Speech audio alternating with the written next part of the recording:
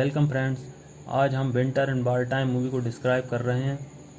अगर आपको मूवी पसंद आती है तो चैनल को सब्सक्राइब करें, मूवी को लाइक एंड शेयर करें। तो दोस्तों, कहानी शुरू होती है नीदरलैंड से। साल है 1945। इस समय नीदरलैंड जर्मनी का गुलाम है। ये ठंड का वक्त है। नीदरलैंड के लोग जर्मन से नफरत करते हैं। फिल्म के पहले सीन में हम एक ब्रिटिश प्लेन को क्रैश होते देखते हैं, जिसे एक 14 साल का लड़का मिशेल देखता है।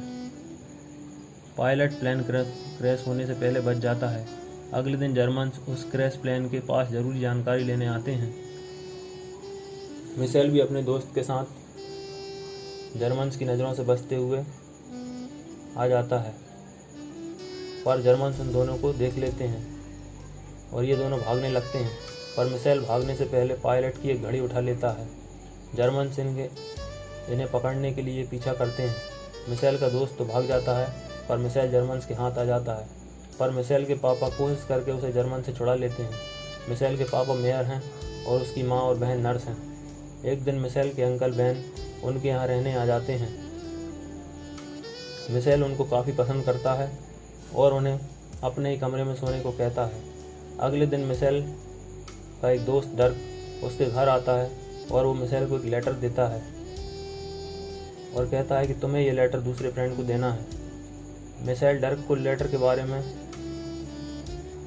पूछता है, पर डर्क मिशेल को कुछ भी नहीं बताता। हाँ, इतना ज़रूर कहता है कि इस लेटर में कुछ कॉन्फिडेंशियल है।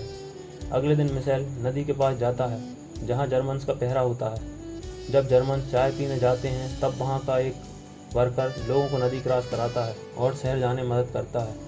अगले दिन मिशेल के दोस्त डर्क के घर जर्मन्स आ जाते हैं। डर्क अरेस्ट हो जाता है, उसके परिवार को भी अरेस्ट किया जाता है, पर मिशेल के पापा जर्मन से बात करके डर्क के पापा को छुड़ा लेते हैं। अगले दिन डर्क के फ्रेंड को मिशेल लेटर देने जाता है, पर किसी के आ जाने से वो लेटर नहीं दे पाता और दोबारा जब देने की कोशिश करता है तो देखता है कि जर्मन्स ने उसे गोली मारकर ख़त्म कर दिया है। मिशेल बहुत डर जाता है और घर जाकर वो लेटर देखता है जो डर्क ने उसे दिया था। उस लेटर में एक लोकेशन होती है। अगले दिन मिशेल उस जगह जाता है तो उसे एक अंडरग्राउंड कैबिन मिलता है, जिसके अंदर वही ब्रिटिश पायलट है जिसका प्लेन फिल्म की शुरुआत में क्रैश हुआ था। इस पायलट का नाम जैक है। मिशेल डिसाइड करता है कि वो जैक की बाहर जाने में मदद करेगा। जर्मन्स जैक को ढूंढ रहे हैं। मिशेल जैक की मदद करना चाहता है क्योंकि जर्मन्स उसके और नीदरलैंड दोनों के ही दुश्मन हैं। इसी सैनिक की मदद करने में मिशेल के फ्रेंड डर्क और उसके फ्रेंड ने जान गंवाई थी। फिर मिशेल नदी के जरिए ठीक 3 बजे बाहर जाने का प्लान बनाता है, जब जर्मन्स चाय पीने जाते हैं। इसके लिए वो रिवर पर काम करने वाले वर्कर को भी तैयार कर लेता है। घर आने पर मिशेल देखता है कि उसके पापा को किसी ने शिकार किया हुआ रैबिट दिया हुआ है, जिसकी वो खाल उतार रहे हैं। मिशेल रैबिट को अपने बैग में रख लेता है। अब मिशेल अपनी बहन और खुद की साइकिल से जैक की तरफ निकल चुका है। जब वह जैक के पास पहुंचता है तब देखता है कि जैक का जख्म बहुत बुरी हालत में है। इसीलिए मिशेल अपनी बहन को उसके इलाज के लिए ले आता है, जो कि एक नर्स है जिसका नाम एरिका है। एरिका उसको बैंडेज बांधती है। मिशेल उसे जाने और जैक के बारे में किसी को न बताने का प्रॉमिस करने के लिए कहता है। अगले दिन मिशेल जैक के पास जाता है, जहाँ पर एरिका पहले से होती है। ये देख मिशेल नाराज़ हो जाता है और एरिका को वहाँ से जाने के लिए कहता है।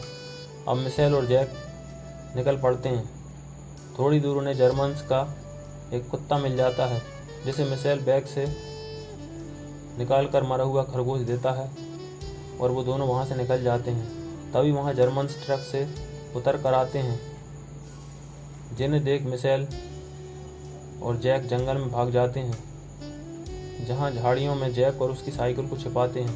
मिशेल अपनी साइकिल लेकर वापस निकल आता है। मिशेल के पापा को एक कॉल आता है कि जंगल में एक जर्मन सैनिक की डेड बॉडी मिली है। मिशेल सोचता है कि शायद इसे जैक ने ही मारा होगा।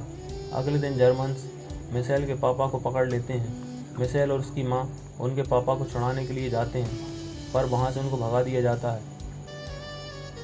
इस बात से नाराज मिशेल जर्मन्स पर अटैक करने की बात करता है, पर उसके अंकल उसे माँ के साथ रहने को कहते हैं और उसके पापा के लिए जो हो सकता है वो करेंगे, ऐसा कहते हैं और निकल जाते हैं।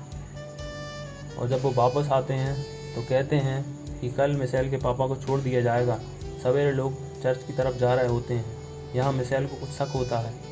उन्हें देख मिशेल भी वहाँ जाता है। यहाँ जर्मन्स कुछ लोगों को गोली मार रहे हैं, जिनमें मिशेल के पापा भी हैं। मिशेल पापा को गले लगाना चाहता है, उसे जर्मन्स रोक देते हैं और ऐसा नहीं करने देते और उसके पापा को गोली मार दी जाती है। इससे मिशेल बहुत दुखी हो जाता है और अंदर तक टूट जाता है। अगले दिन 3 बजे वो निकलने की कोशिश करते हैं, जब जर्मन्स चाय पीने गए होते हैं, पर आधे रास्ते उनकी कैरेज का व्हील निकल जाता है। इस व्हील को फिक्स करने में राह चलते जर्मन्स इनकी मदद करते हैं।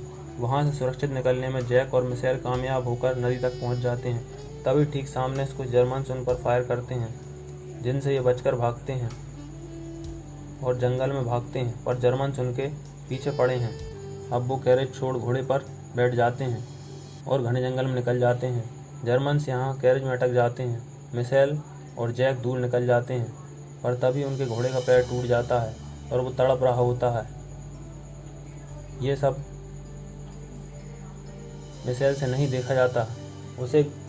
उससे घोड़े की तड़प बर्दाश्त नहीं होती और वो घोड़े को मारने की कोशिश करता है, पर वो ऐसा नहीं कर पाता। यहाँ जैक उसकी मदद करता है और घोड़े को गोली मार देता है। वो दोनों वहाँ से निकल जाते हैं। जर्मन्स को जैक का पुराना ठिकाना पता है, इसीलिए मिशेल जैक को रात में घर ले जाकर शेड में छुपा देता है और जैक के बारे में अपने अंकल को बता देता है। अंकल कहते हैं कि अब ये सब मैं संभालूंगा और अगले दिन अंकल बेन और एरिका जैक को शहर से बाहर छोड़ने के लिए निकल जाते हैं। अंकल ने जाने से पहले उससे कहा था कि डर्क को इसमें तुम्हें इन्वॉल्व नहीं करना था। तभी मिशेल को ध्यान आता है कि उसने डर्क के बारे में अंकल को कुछ नहीं बताया था। फिर अंकल ये सब कैसे जानते हैं? फिर वो अंकल के सामान को चेक करता है। इससे उसे पता चलता है कि अंकल बेन जर्मन्स के लिए काम करते हैं। मिशेल अब तेज़ी से उन तीनों के पीछे जाता है और जैक की गन अंकल बेन पर तान देता है और जैक को बताता है कि अंकल जर्मन्स के लिए काम करते हैं। दोनों किसी तरह अंकल पर काबू पाते हैं और उनको बांध कर रखते हैं। फिर नदी क्रॉस करते वक्त एरिका पुल के ऊपर से जाती है और जैक पुल के नीचे से लटकते हुए जाता है। यहाँ अंकल बेन पेड़ से बंधे हुए हैं। मिशेल उनकी निगरानी कर रहा है। अंकल बताते हैं कि मैंने तुम्हारे पापा को छुड़ाया था। जर्मन किसी और को मारने वाले थे, पर तुम्हारे पापा ने इससे इनकार कर दिया और खुद की जान दे दी। मिशेल बहुत इमोशनल हो जाता है। अब यहाँ जैक भी नदी क्रॉस कर चुका है। यहाँ पीछे देखने पर मिशेल अंकल को नहीं पाता, वो भाग चुके हैं। मिशेल भी उनके पीछे भागता है और अंकल को गोली मार देता है। अब कुछ दिन बाद खबर आती है कि वर्ल्ड वॉर 2 खत्म हो चुकी है। अब नीदरलैंड आज़ाद है और जर्मनी के गुलाम नहीं है। सब लोग खुशियाँ मना रहे होते हैं, पर मिशेल कंफ्यूज है कि खुशी मनाए या गम, क्योंकि उसने इस बार में अपने पापा और अंकल को खो दिया है। इस बार ने उसकी ज़िंदगी बदल दी है और उसने अपनों को खो दिया है।